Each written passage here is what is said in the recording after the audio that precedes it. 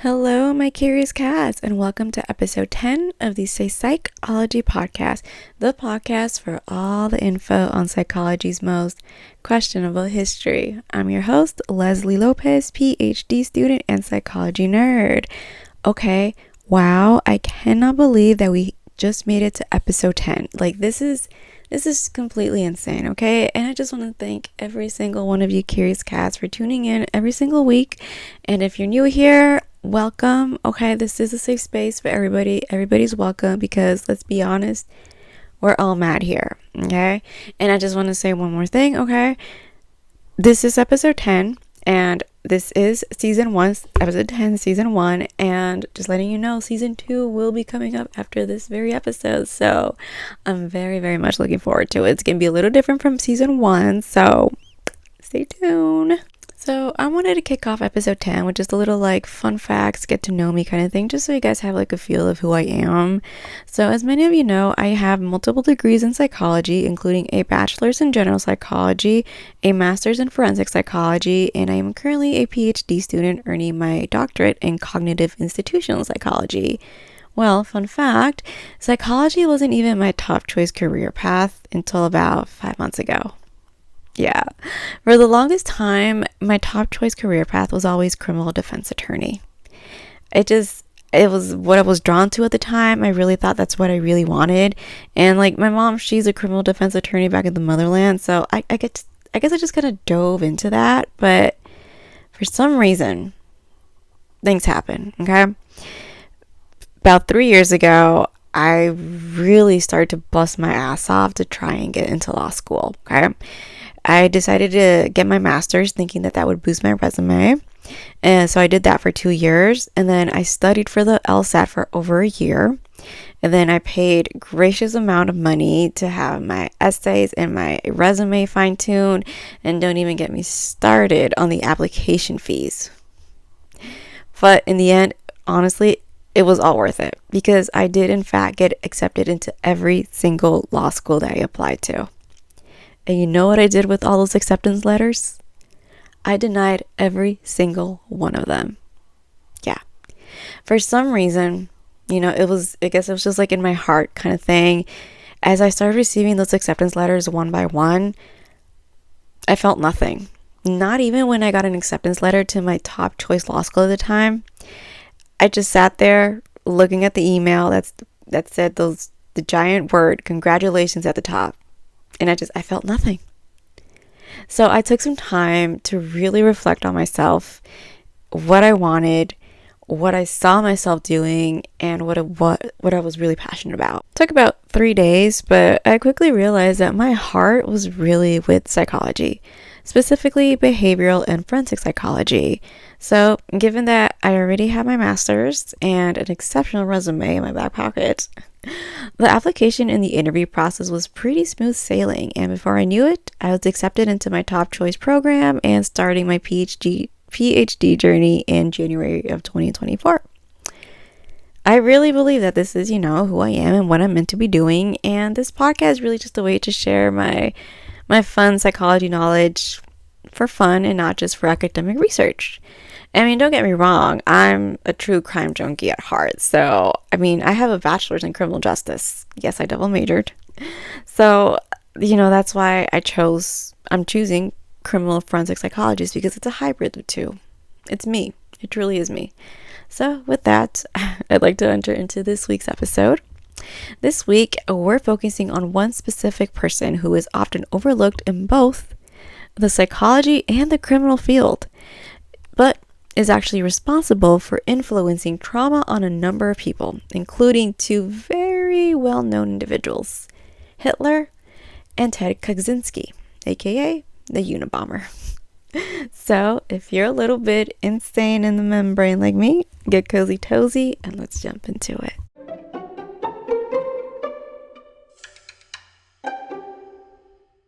Our boy today is Dr. Henry Alexander Murray. Murray was born May 13th, 1893, a Taurus. Given that his main career path was professor of psychology, that's such a fellow Taurus move. Honestly, we're all so smart and scholarly. Love that for us. Also, it's officially Taurus season, the best season. What are the odds? Okay, I promise I didn't plan this. It's just the way the Taurus mind works is just phenomenal. We're just top tier like that. Okay, so in order to understand Murray's later life, we need to learn a little bit about his earlier life. Well, actually, I'm going to call this next part his first life, because let me tell you, Murray lived like 1,000 lives while he was alive. So, life number 1. So Murray was born a very wealthy middle child, okay? And I'm talking wealthy where the family could afford to send their children to like those fancy prep schools with the fancy uniforms and blah, blah, blah. So Murray, after he graduated from one of those very preppy high schools, he attended Harvard where he majored in history. Okay. After graduating, he moved back to New York and transferred to Columbia University, where he pursued an advanced degree in medicine, so much so that he earned his MD and an MA in biology by the time he was 25. At 26, he was a full-time physiology professor at Harvard University. He later also earned a PhD in biochemistry from the University of Cambridge.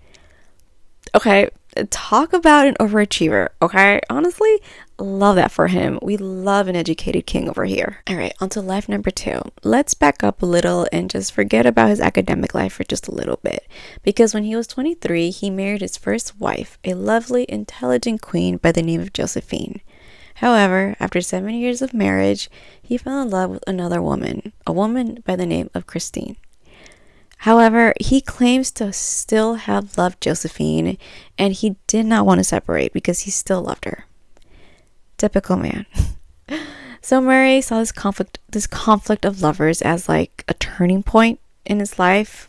Of course he did. Typical Taurus, always finding a reason for things in life. He thought of this moment in his life as like an awareness of conflicting needs, the pressure that can result, and its links to motivation. So, the side chick, Christine, had introduced Murray to the teachings of Carl Jung. This had a giant influence on Murray's life and his career overall because he became fascinated by Jung's work. And honestly, side note, I don't blame him because Carl Jung is actually my favorite historical psychologist. His teachings are one of a kind and are far different from all the others. Like, the way he's able to combine philosophy with psychology and physiology is just, it's mind-blowing. I'll have to do an episode on him sometime, honestly. So segue into life number 3. After his side chick introduced him to the work of Carl Jung, Murray became fascinated by his theories. Honestly, again, I don't blame him. But he set out to personally meet Carl Jung down in Switzerland. And while down there, Murray sat down and extensively started studying Jung's work, his theories, the whole shebang. Murray was even psychoanalyzed by Jung himself, which honestly sounds so cool. Murray went on to describe Jung as, quote, the first full-blooded, spherical, and Gothian, I would say, intelligence I had ever met, end quote. It seems like the experience of bringing his problems to a psychologist like Carl Jung and receiving an answer that really worked in his favor had a great impact on Murray because soon after his trip to Switzerland, he seriously took a career in psychology into consideration. He started off because he was already academically advanced, remember? But his first psychology position was assistant director of the Harvard Psychological Clinic at the young age of 33. Wow, like I said, we love an educated king. Murray, along with another fellow professor, helped to introduce psychoanalysis into the Harvard curriculum and soon proposed his own theories of psychology. In 1938, he went on to publish his own book on his theory of personality that he called Personology. Clever. His theory states that an individual's personality develops as each person responds to complex elements in their environment. In other words, our environment plays a big role into our personality, and it takes a deep psychoanalysis to understand the individual's past life experiences to explain their present behavior.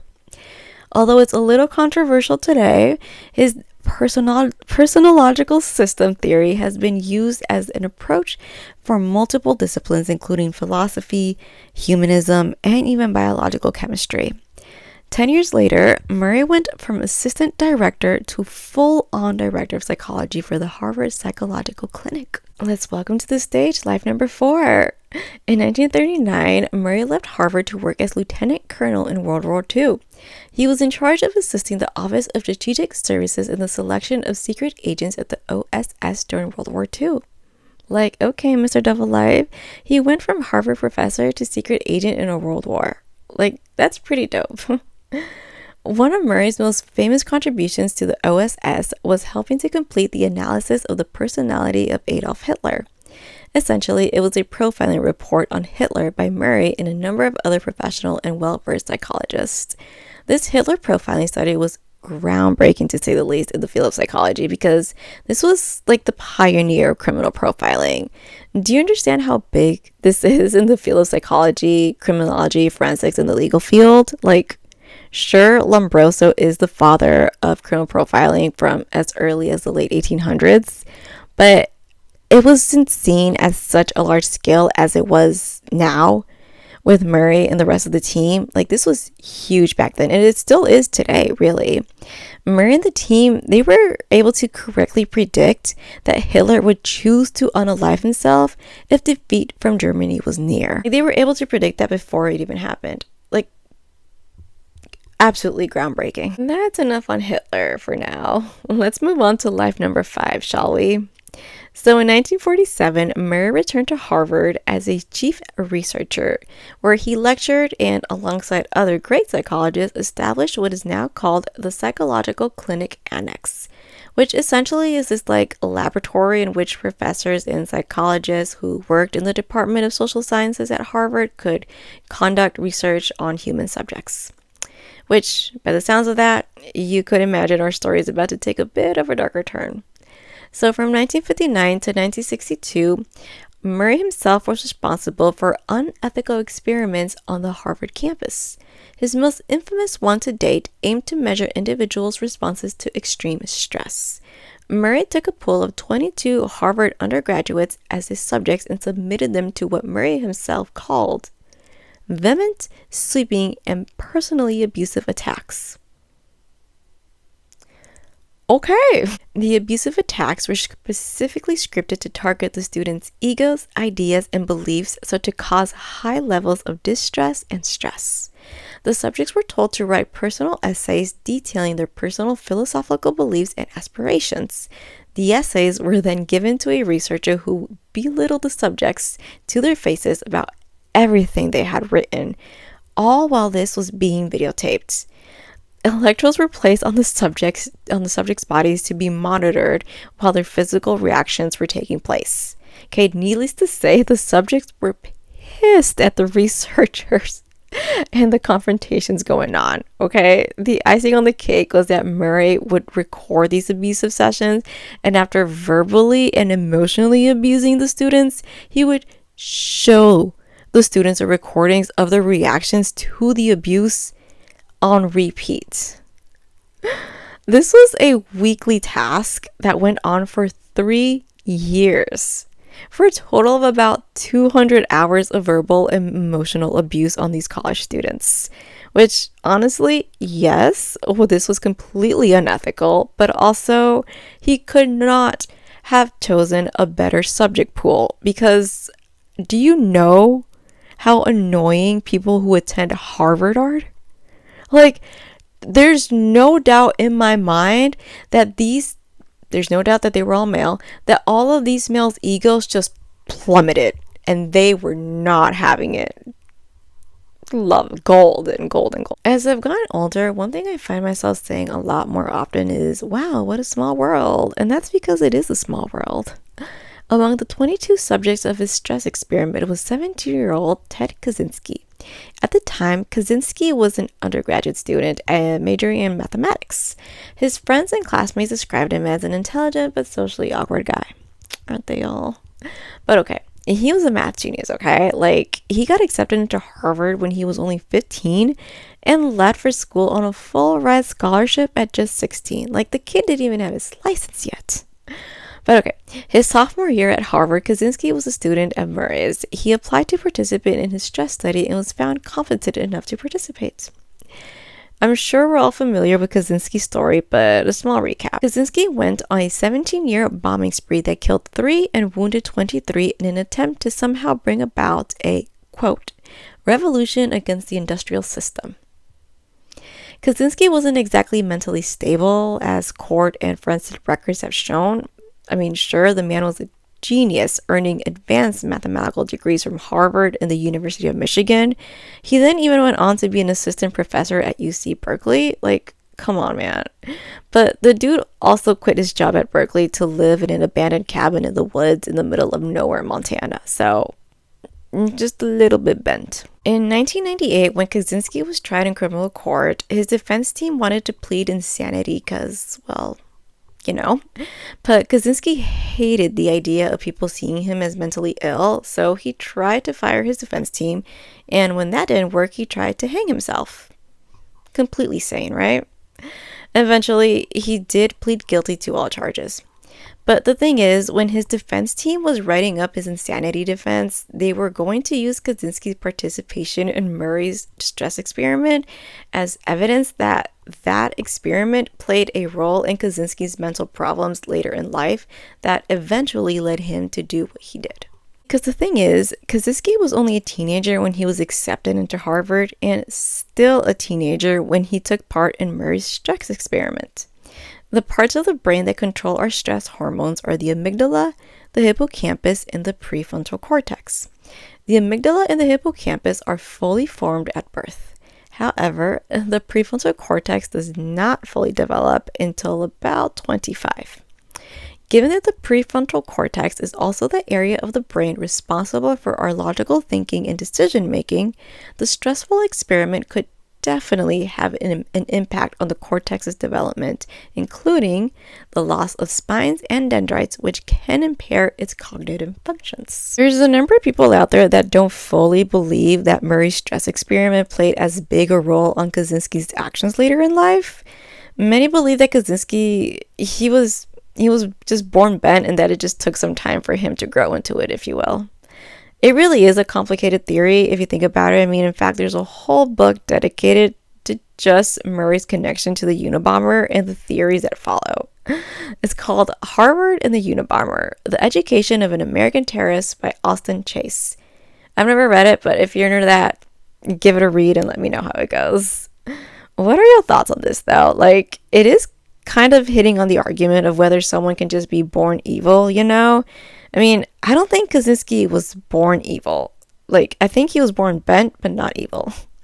And I certainly believe that Murray's stress experiment could have played a role in his brain's development, but was it fully at fault? No. But that's just my educated opinion. Back to our boy Murray. What are we on, like, life number 6 now? Well, after the Harvard stress experiments, Murray was said to have supervised another experiment at Harvard that was led by fellow researcher Dr. Timothy Leary. The research was on the effects of psychedelic drugs on the human mind. It's not indefinite, but some sources have suggested that these experiments were part of the U.S. government's research into mind control, also known as MK Ultra. Stick around, my curious cast, because in episode 1 of season 2, we'll be diving deeper into MK Ultra. But Murray went on to continue teaching at Harvard even after he officially retired in 1962. He earned many scientific and lifetime achievement awards by the American Psychological Association and Foundation until he died of pneumonia at 95 in 1988. As we've seen, Murray lived a long and eventful life. A lot of his contributions are definitely considered unethical and definitely had a great impact on certain students' lives. But you know, he also did have a lot of positive impacts on the psychology community as a whole. He has some amazing theories out there that are still discussed today in psychology lecture halls everywhere. Well, my curious cats, thank you so much for tuning in to this week's episode. Again, Thank you so much for the constant support. I can't believe we've made it to 10 episodes and the end of season 1. There's so much more in store for season 2, like you have no idea. It's definitely going to be so much different than season 1. I can't wait. If you enjoyed today's episode, please like, subscribe, review, and share with other curious cats. Please leave your thoughts and comments on today's episode, and please leave any suggestions for future episodes because I want to know what y'all want to know. Stay up to date with news and episodes on the podcast Instagram page at the Say Psychology Podcast. As always, citations will be in the description if you want to check those out. Stay blessed, stay sane, and stay psyched. I love you. Bye.